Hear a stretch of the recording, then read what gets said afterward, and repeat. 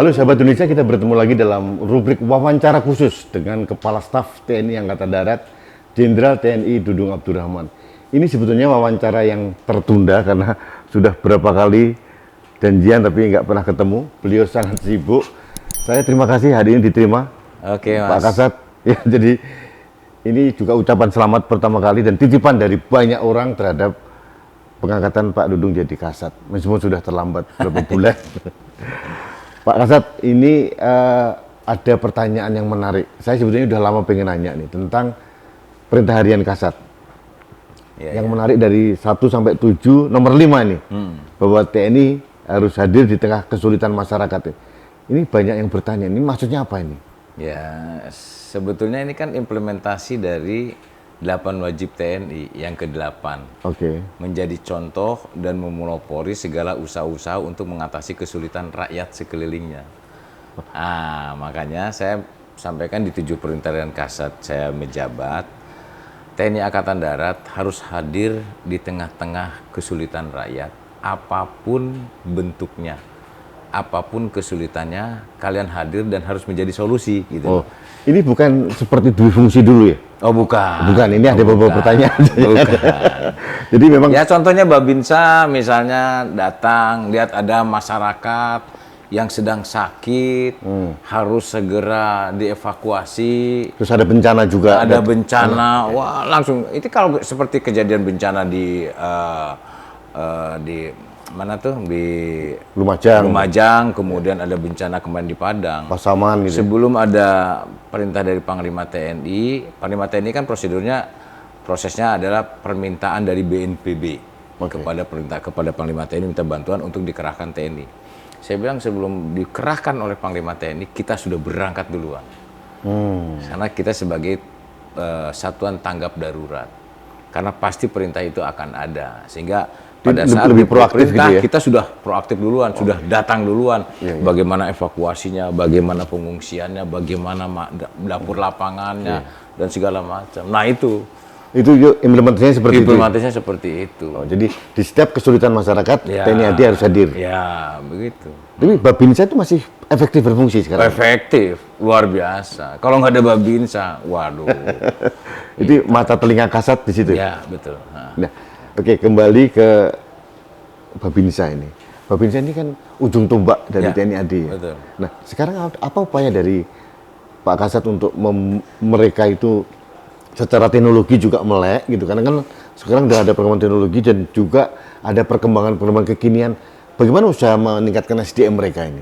Ya, jadi kan ada programnya memang per triwulan. Ya, ada latihan satuan yang diterapkan di masing-masing kodim. Dan sekarang Babinsa kita udah modern. Setiap kodam, korem, kodim dia sudah punya sistem.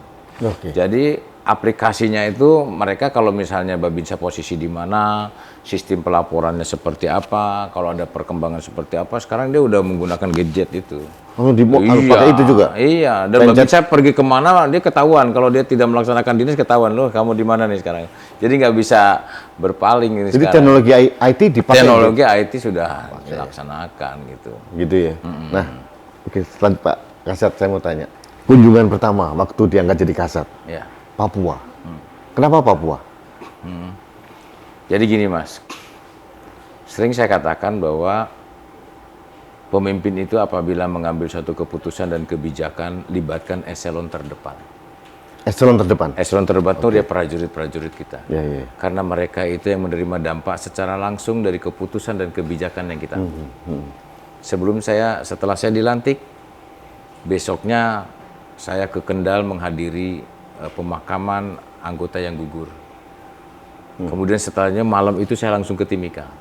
Saya ke Timika mengecek batalion 328 yang akan naik ke hutan atau naik ke gunung. Saya cek perlengkapannya, baik bajunya, api pisetnya, helmnya, sepatunya, saya cek satu persatu. Jangan sampai dia beli, jangan sampai. Kemudian cek bagaimana, nyaman nggak kamu, mengganggu nggak kamu. Itu saya cek satu-satu sampai saya ke Cendrawasih, ke sana cek juga dirindam. Batalion 641, 141 yang mau berangkat juga ke perbatasan, saya cek. Satu-satu saya tanya kepada Untuk menaikkan moral mereka ya? Ya, itulah Mas. Karena mereka itu ujung tombak kita. Jangan sampai mereka perang sendirian. Jangan sampai mereka banyak kesulitan. Oke.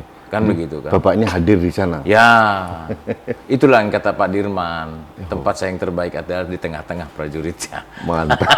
Gitu. Mas, yang Dan berikutnya, bahkan saya ke Poso aja saya cek.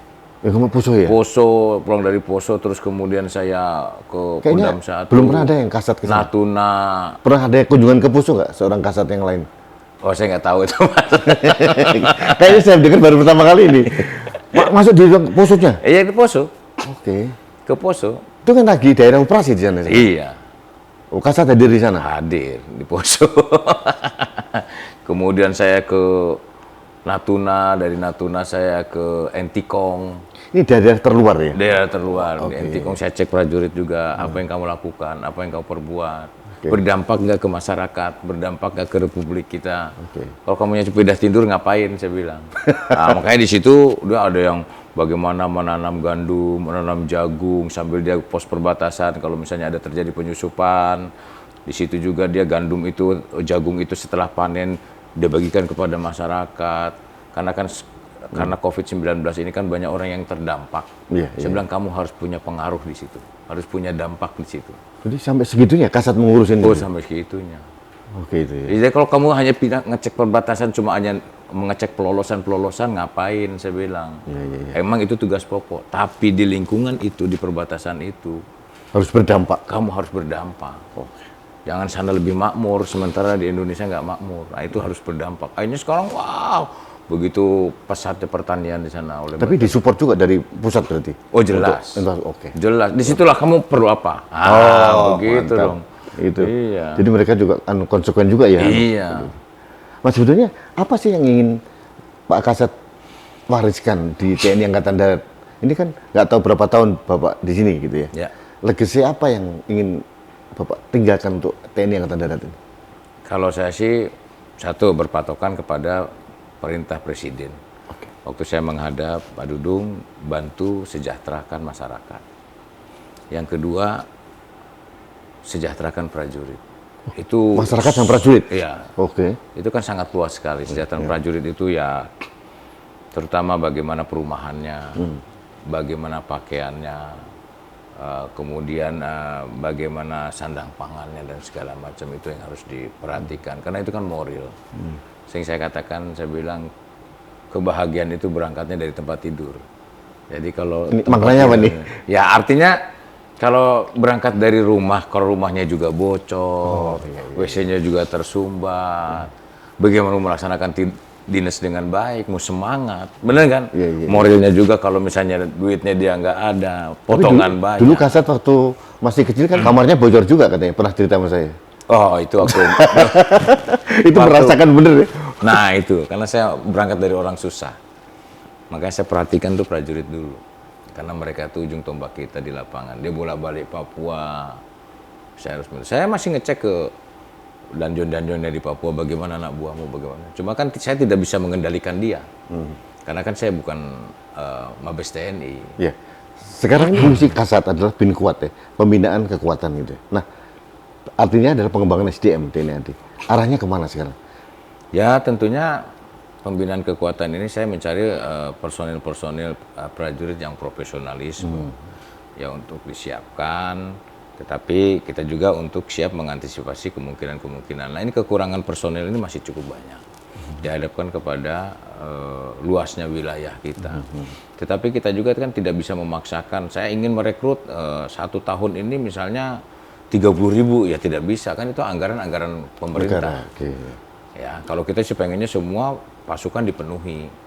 Rata-rata sih pasukan sekarang sekitar 70-80%. Ya, kita bertahap lah. Dari kebutuhan ideal? Ya, artinya memang Angkatan Darat itu kebanyakan di belanja personil, gaji lah. Nah, itu banyakan di situnya. Makanya kita tapi gaji prajurit cukup nggak sih menurut Pak Dudung? Kalau menurut saya kan wajar lah, artinya sesuai dengan 8 wajib TNI, menjadi contoh dalam sikap dan kesederhanaannya. Waduh, Betul kan? ini dalam banget ini. Kalau kita dibandingkan dengan tukang ojek, tukang beca, Jauh masih tinggi. kita masih bersyukur lah. Iya, iya, iya. Baju kita dibelikan juga, kaos kaki dibelikan, kaos dibelikan. Iya, Betul kan? Iya, iya, iya. Ya semuanya dibelikan, sarana-sarana lain dibelikan. Betul kan, kalau gaji-gaji, kalau kita berbicara kurang mas, siapapun kurang pasti akan merasa seperti itu. Iya, iya. Tapi saya rasa sudah cukup lah. Nah ini sekarang saya punya lagi, nanti setiap prajurit saya kasih susu. Jadi saya Program susu untuk prajurit? Iya, terobsesi seperti Jenderal M. Yusuf dulu. Ya, pangap dulu kita. Ya, Jenderal M. Yusuf. Kenapa Jadi, susu?